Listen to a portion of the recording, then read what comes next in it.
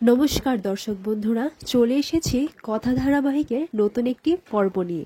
আজকের পর্বতে আপনারা সবাই দেখতে পাবেন কথা মনে মনে এটাই ভাবতে লাগে যে পাচক মশাই, আপনি আমার উপর রাগ করে কালকে ম্যান্ডির সাথে আপনি সময় কাটিয়েছেন।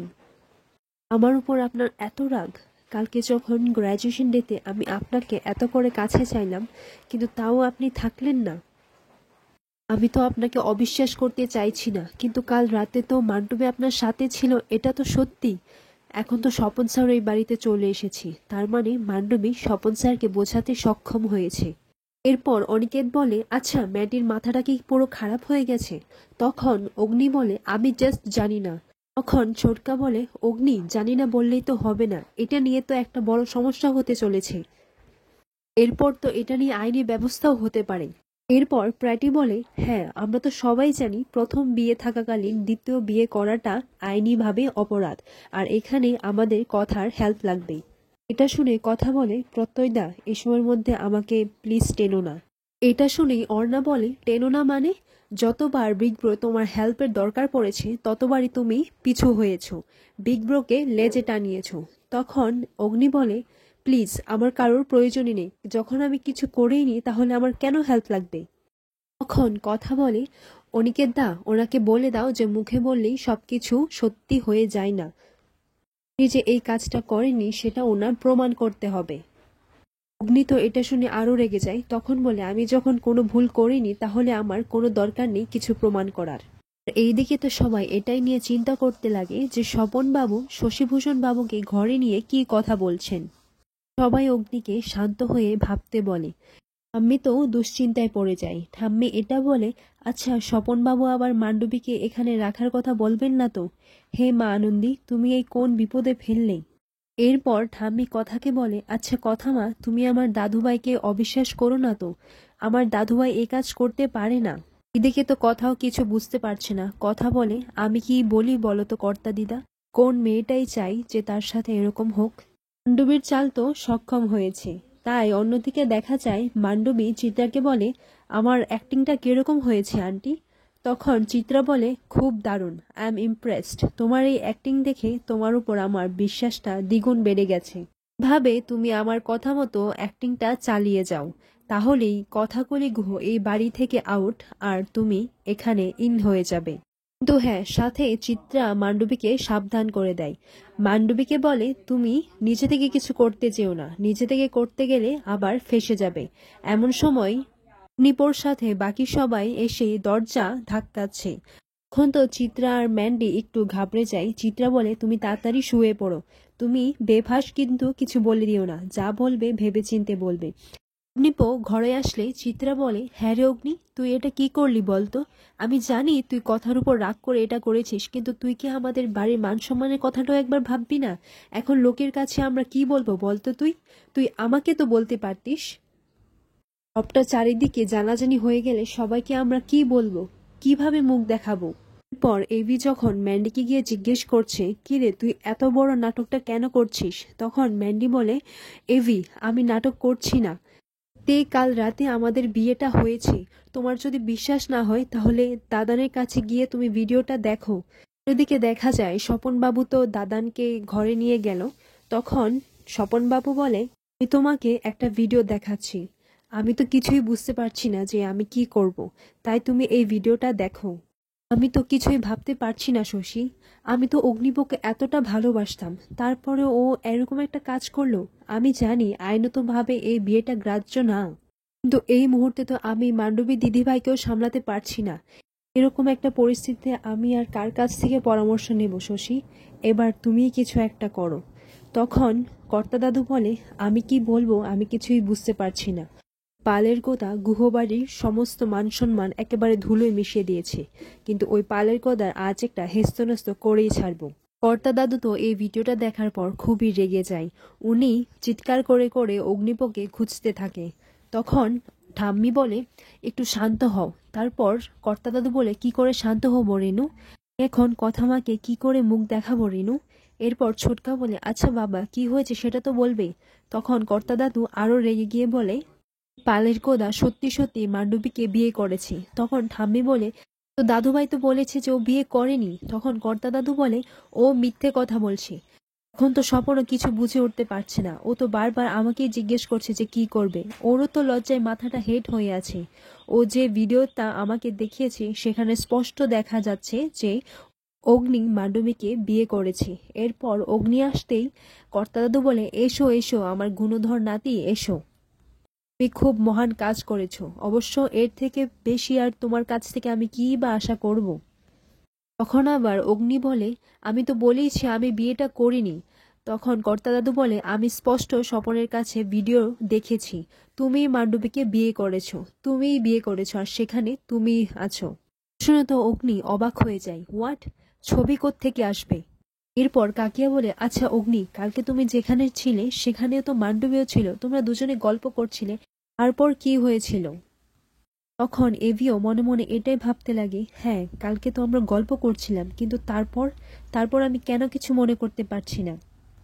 এরই মধ্যে আবার চিত্রও চলে আসে। চিত্রা এসে বলে বাবা আমার অপরাধ নেবেন না, এই ব্যাপারটা কিন্তু বাড়ির বাইরে যেতে দেওয়া চলবে না। এটা শুনে জুনি বলে কিরে বাড়ির বাইরে যেতে দেওয়া যাবে না মানে, তাহলে কি মান্ডবী এখানেই থাকবে। তখন কথা বলে আমি সত্যি কিছু জানি না রে জুনি। এরপর অগ্নিপা বলে স্বপন স্যার এক্ষুনি ম্যান্ডিকে নিয়ে এখান থেকে চলে যাবে। এরপর কর্তা দাদু বলে তুমি এইভাবে স্বপনের সাথে কথা বলার সাহস পেলে কোত্থেকে, তোমার এত বড় আস্পর্ধা, বেয়াদ্দব ছেলে কোথাকার। পর কর্তা দাদু নিজের রাগকে আর সামলাতে পারল না। রাগ সামলাতে না পারে কর্তা দাদু অগ্নির উপর হাত তুলতে গেল, আর তখনই ঠাম্মি এসে আটকিয়ে দিল। এটা দেখার পর অগ্নিপর মনে খুব আঘাত লাগে। তখন অগ্নি বলে আমার উপর শাসন করার অধিকার শুধু এই বাড়িতে একজনের ছিল, সেটা আমার মায়ের, আর তিনি আজকে এই বাড়িতে নেই। তখন কথা মনে মনে ভাবতে লাগে কর্তা দাদু কোন ভিডিওর জোরে এত কিছু বলছেন, আমাকে এই ভিডিওটা দেখতে হবে, ভিডিওটা না দেখলে যে আমি কিছুই বুঝতে পারবো না। পর অগ্নি সেখান থেকে চলে যায়। অগ্নি চলে যাওয়ার পর কর্তা দাদু বলে তুমি আমাকে থামালে কেন রেনু। কর্তা দাদু বলে তিমির, তুমি সমীরকে এক্ষুনি ফোন করো, ওর ছেলে কী সব করে বেড়াচ্ছে ওর তো এটা জানা দরকার, আমি এর শেষ দেখেই ছাড়বো। আর কর্তা দাদু এটাও বলেছেন এরপর থেকে কথামাকে যদি কেউ কথা শোনায় তাহলে এরপর থেকে আমার সাথে এই বাড়ির সাথে চিরকালের মতো সম্পর্ক শেষ। কথা মনে মনে এটাই ভাবতে লাগে আমাকে সব সত্যিটা জানতেই হবে, আমি এইভাবে এই বাড়ির সম্মান নষ্ট হতে দিতে পারি না। অন্যদিকে এভি ঘরে তো রাগ করে চলে যায়। সেখানে গিয়ে এভি এই নাটকের কথা ভাবতে ভাবতে সে খুবই রেগে যায়। এদিকে কথাও এভির কাছে যেতে পারছিল না, তাই কথা বাইরে থেকে দাঁড়িয়ে সবটা শুনছে। তখন অনিকেত আর বাকি সবাই এসে এভিকে কিছু জিজ্ঞেস করতে চাইলে এভি বলে তোরাও আমাকে অবিশ্বাস করছিস। তখন সবাই বলে না ব্রো, আমরা তোকে অবিশ্বাস করছি না, তোর কি এটা মনে হয় যে আমরা তোকে অবিশ্বাস করব।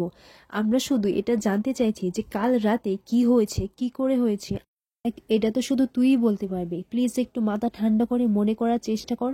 তখন এভি আরো রেগে যায়, রেগে গিয়ে বলে আরে মনেই তো করতে পারছি না, আমি তো মনে করার চেষ্টা করছি।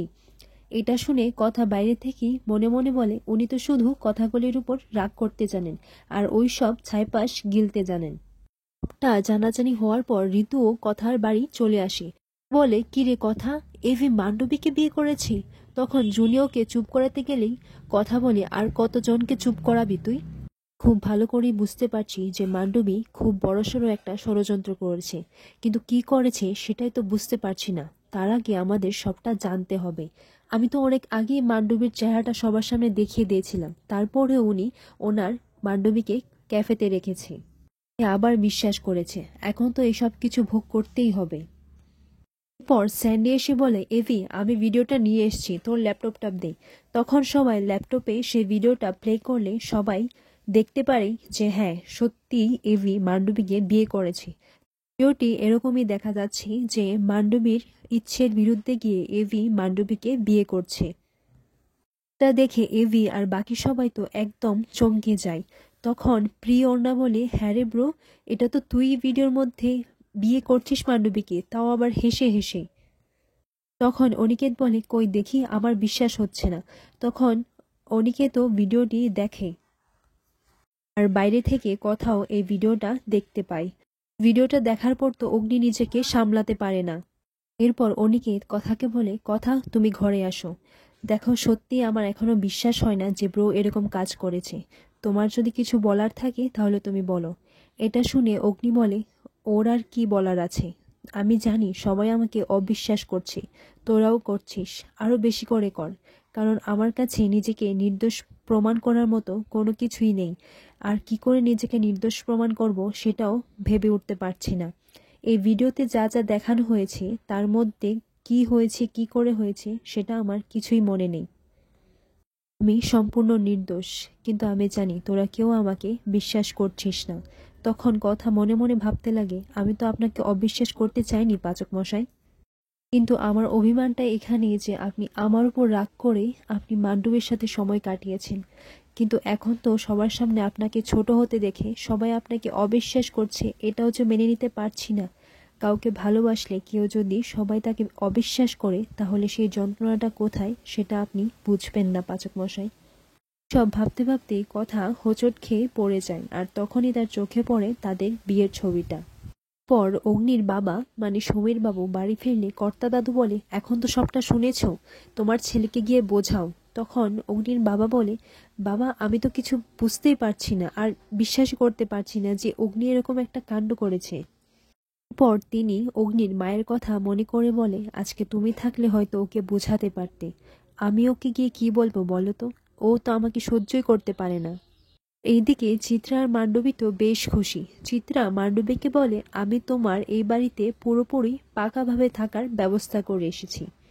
এটা শোনার পর মান্ডবী তো খুবই খুশি হয়ে যায়। আর তখনই চিত্রা মনে মনে বলে, অগ্নির মাকে এই বাড়ি থেকে তাড়িয়েছি, এবার অগ্নির বউয়ের পালা। কি কথা কলি গুহ, তুমি এই বাড়িতে কি করে থাকতে পারো? চিত্রা চলে যাওয়ার পর মান্ডবী বলে, এবার তুই বুঝবি গোবর দেবী, মান্ডবীর সাথে লাগার ফল কেমন হয়। পরীক্ষায় পাশ করে কোনো লাভ নেই, জীবনের পরীক্ষায় পাশ হতে হবে, আর জীবনের পরীক্ষায় তোকে আমি হারিয়ে ছাড়ব। আর এভাবেই আজকের পর্বটি শেষ হয়।